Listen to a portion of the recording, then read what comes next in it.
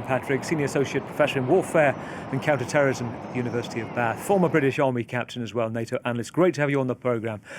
Patrick, let's first of all, it's in this conflict we are used to seeing every day pretty depressing news or images that we are kind of become used to. Suddenly, I just want to know your reaction when you saw this news coming through of Ukraine saying this operation has hit and destroyed 40 Russian aircraft.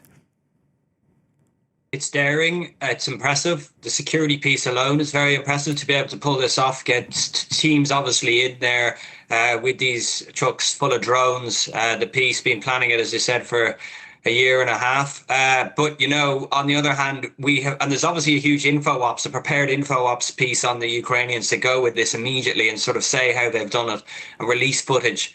But we've only seen footage of about 4 or 5 aircraft. And if you've hit 40, why aren't you showing it? So, especially when you've got this info op piece going on. So I think there's a lot that remains to be seen. Nevertheless, it's significant.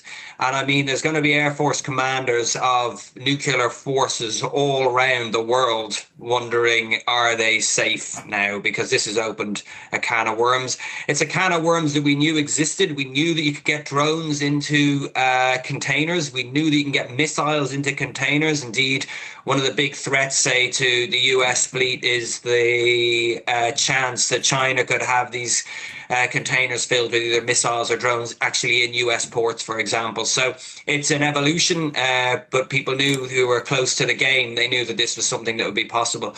I think the really impressive thing is the secrecy and the ability of the Ukrainians to get this so far. In one case, 6,500 miles, one of the successful attacks we know of, 6,500 miles behind the front line.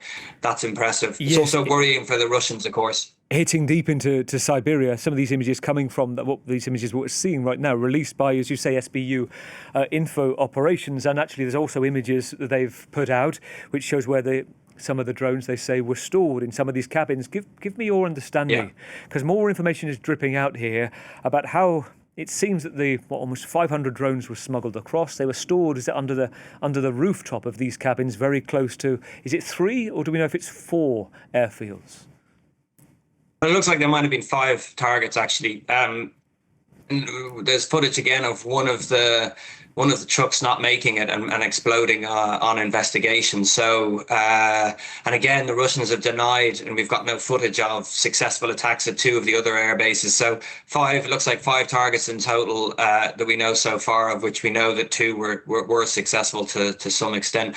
We'll just have to wait and see. Does more footage come out? But yeah, it's based around, there's an interesting thing going on as well in terms of it looks like the drivers that drove these containers didn't know they were Russian nationals and they didn't know what was in them. And wow. That's something that's been going on. For your French viewers would be aware, there's a intense Russian sabotage campaign going across Europe and the UK, and indeed potentially in the United States in some places. So and a lot of that is working on this idea of the gig economy. The people are getting recruited by intelligence services not really knowing what they're doing at all, or some cases knowing but thinking it's some sort of smaller criminal enterprise. And so I think there's an element of that going on too, where people are recruited and there's sort of no contract base. I'll give you this amount of money for this job. Here it is. Go and do it. And then you're a party to something quite serious. But the interesting thing about this is, the fact that it's become from the containers, and why are the SBU releasing it is because they want the FSB, the Russian security service, to get themselves and the police to get themselves in a tizzy, basically, going, oh my God, anything in a container could be a threat, and to have to put more resource to protect these strategic Air Force bases. That's a very good point. I'm going to put that to Doug in a minute as well, actually, because Doug wants to pick up on the kind of the psychology of the optics war as well. But on the information war, very interesting. You talk about, actually, we've seen images of maybe 4 aircraft. If there are 40 or 41, as Keith has updated, saying at least 40, 41. And it's not just about, they can prove it somehow. And again, we're into a position where it's going to be very hard, given this is going on Russian territory. It's not known for absolute transparency, let's face it. What does that do as a physical dent to Russia's strategic air ability?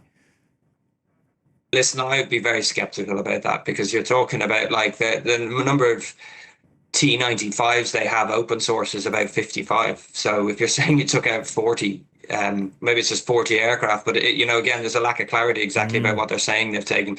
But 40 aircraft of T-55s would be huge. What is that, sort of 70% off the top of my head? So we'll have to wait and see. The reports I've seen are of some U-95s and then potentially an A-50, which is a strategic airborne warning aircraft, which is an asset of which they don't have many of them. Obviously, the Tu-95s are old aircraft. They're not in production at the moment. They're difficult to replace. So even the loss of, say, 4 of them would be a significant loss, given they have 55, of which we don't know how many are operational. So, but again, I'd be highly surprised if they took out 40 Tu-95, but let's wait and see. Even if they've taken out 4, and given the scale of this operation, a year and a half, Operation Spider's Web, your understanding and your deep insight in the intelligence community, to what extent do you think that Kyiv would have had to, or not, broach this, communicate with Europe, with Brussels, with Paris, for example, with the US, to alert them to this? Or you think they've kept it completely on the down low? I think usually the Ukrainians keep this on the down low. They've learned that lesson. That would be my take on this. I'd be more surprised if they told anyone. I also think, a lot of this is down to Russian complacency. Like, if you're sitting there, these drones are launched short-range drones. It looks like they aren't fiber optic controlled, so they could be jammed if the Russians had a proper counter UAV piece there. The Russians are basically sort of sitting there in these far-off bases thinking that they're safe by virtue of distance. And that seems to have been, some heads are going to roll or people are going to fall out of windows, aren't they, in Russia, for that assumption, I would have thought. What's interesting, Patrick, and Doug was just raising this, and Emmanuel earlier, was this separate incident in Bryansk, and we've 2 explosions, 2 bridges, one of the bridges coming down on a train, 7 people killed, say the Russian authorities, including the train driver. Now, Ukraine not saying that was us, Kyiv security officials saying this is a false flag operation. What do you make of that? Don't know, can't really say, but dropping logistics bridges is a legitimate target in war, and you would do it, of course, if there's a train passing underneath. That's when you and it looks like both of these have been done at that time. Makes sense in terms of trying to isolate and make freedom of movement in the rear areas much more difficult. So, but hard to say exactly. Patrick, really good to talk to you this evening. Fantastic to talk to you. Senior Associate Professor in Counter-Terrorism Warfare at the University of Bath, former British Army captain and NATO analyst. Thank you for your time. Emmanuel, just listening to